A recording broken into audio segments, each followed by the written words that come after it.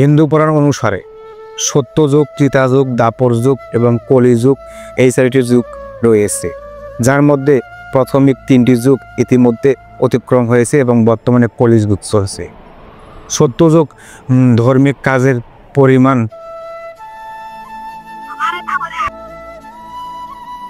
ধর্মের 4 ভাগে নামিয়ে আনা হয়। 75 এবং পাপ কাজ 25% বৃদ্ধি পেয়েছে।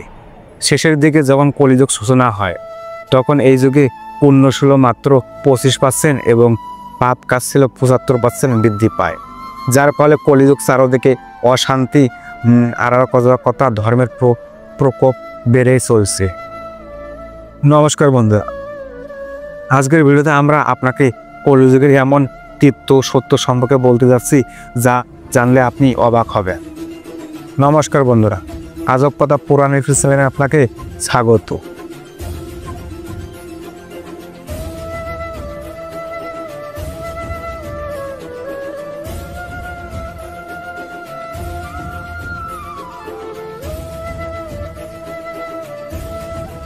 বন্ধুরা, আপনি যদি এখন আমাদের চ্যানেলটা সাবস্ক্রাইব না করে থাকেন তবে তাড়াতাড়ি করুন এবং ভিডিওতে লাইক দিতে ভুলবেন না।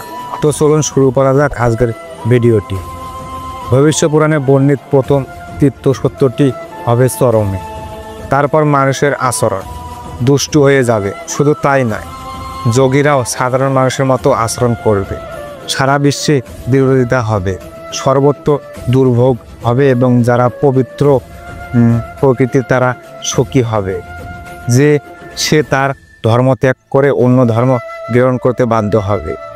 দ্বিতীয় একটু সত্য মহিষী ব্যাস যে কলিযুগ সম্বন্ধে বলেছেন যে কলিযুগে কোনো মানুষের আশ্রম ও বর্ণ সম্পত্তি প্রবণতা আদ্য থাকবে না। কোনো মানুষ বেদের অনুসরণ করবে না। কোনো পুরুষেই বিয়েকে ধর্মীয় কাজে হিসেবে বিবেচনা করবে না। যে সে পরিবারেই জন্মগ্রহণ করুক না কেন, যার চুল এবং ক্ষমতা আছে সে এর মালিক হবে। কলিযুগে একজন ব্যক্তি তার নিজের কথাকে ধর্মগ্রস্ত মনে করবে এবং সমস্ত বর্ণের মানুষ তাদের কন্যা বিক্রি করে বেঁচে থাকবে। দ্বিতীয় তিক্ত সত্য শ্রীভগবদ গীতায় উল্লেখ আছে যে কলিযুগের সমস্ত মানুষের বেদের জ্ঞান ত্যাগ করবে এবং সংকৃত হয়ে যাবে এবং এমন ব্যক্তিরা বাঁচবে শান্তির উপর যারা সর্বদা সত্যকে অনুসরণ করবে। এই ধরনের ব্যক্তিরা জন্য এই ধরনের ব্যক্তিদের আচরণ হবে দেশ বিরোধী এবং গণবিরোধী। এই ধরনের ব্যক্তিরা স্বভাব আচরণ ও বানস্য ভঙ্গিতে সর্বদা সত্যর অনুসরণ করবে এবং তাদের কথাবার্তা হবে গোলাকার এবং জনগণকে বোকা বানানোর জন্য। চতুর্থ তীর্থ সত্য কলিযুগে একজন মানুষ ধর্ম কাজ এবং দান ত্যাগ করবে এবং তার সমস্ত সম্পদ একটি গৃহ নির্মাণে ব্যয় করবে এবং তার বুদ্ধি কেবল সম্পদ আহরণের নিয়োজিত থাকবে। কলিযুগে চারদিকে অনাবৃষ্টি ও বন্যার মতো দুর্যোগ আসবে, যার কারণে মানুষ খারা ও বন্যার মধ্যে বসবাস করবে। কলিযুগে বেশি ভাগেই দুর্ভিক্ষ হবে, যার কারণে মানুষ তাপস্বীর মতো জীবনযাপন করতে বাধ্য হবে। তারা ফল ফুল পাতা খেয়ে জীবন যাপন করতে বাধ্য হবে, যার কারণে আত্মহত্যার মতো ঘটনা বাড়বে।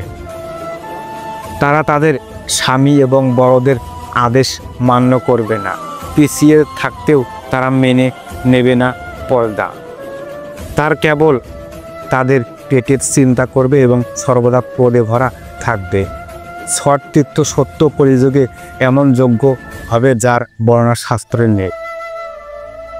মানুষ নিজেকে পণ্ডিত মনে করবে এবং কোনো প্রমাণ ছাড়াই সমস্ত কাজ করবে। ছেলেরা তার বাবাকে অমূল্যায়ন করবে এবং পুত্রবধূ তার শাশুড়িকে অমূল্যায়ন করবে। সমস্ত মানুষ হবে কলিযুগের শেষে। অনেক ধ্বংসস্তক যুদ্ধ হবে, চারদিকে ঝড় তাপ আর প্রবল বৃষ্টি হবে আর চারদিকে লুটপাট চলবে। আপনি অনুমান করতে পারেন যে পরিস্থিতি কতটা দুর্দান্ত হবে। তা থেকে জল চুরি হতে শুরু করবে।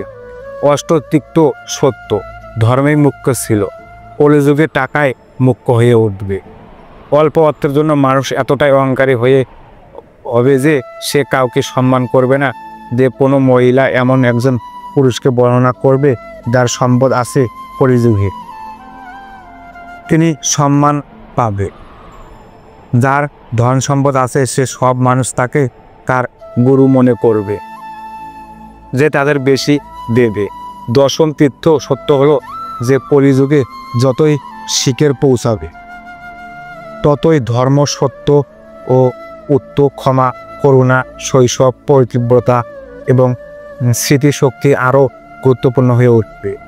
দশম তীর্থ সত্য হলো কলিযুগে কোনো রাজা তার প্রজাদের রক্ষা করবে না, সে অনেক বোনের কাছে থেকে তার প্রজাদের সম্পদ অপহরণ করবে। মানুষ সংসারহীন হয়ে যাবে, কিন্তু ভাণ্ডামি অবলম্বন করে প্রতারণা করতে পারদর্শী হবে। মানুষের বয়স কমবে এবং 8 বা 10 বছর বয়সে তার সন্তান ও স্বামী হবে। কলিযুগ শুরু হলে তার বয়স 100 বছর থেকে কমে মাত্র 20 বছর হবে। এই কলিযুগ থেকে পবিত্রায়নের একমাত্র উপায় হলো ধর্মকর্ম এবং বেদ ও প্রাচীনকালে যা বলা আছে তা অনুসরণ করেই কলিযুগে নিজেকে নিরাপদ রাখা যায়। আমরা আশা করি আপনি আমাদের উপস্থান পছন্দ করেছেন। এই ভিডিওটি শেয়ার করার জন্য আপনাকে অনুরোধ করা হচ্ছে। আমাদের আপডেট লাইক, শেয়ার এবং সাবস্ক্রাইব করার জন্য আপনাকে ধন্যবাদ। ভালো থাকবেন সবাই।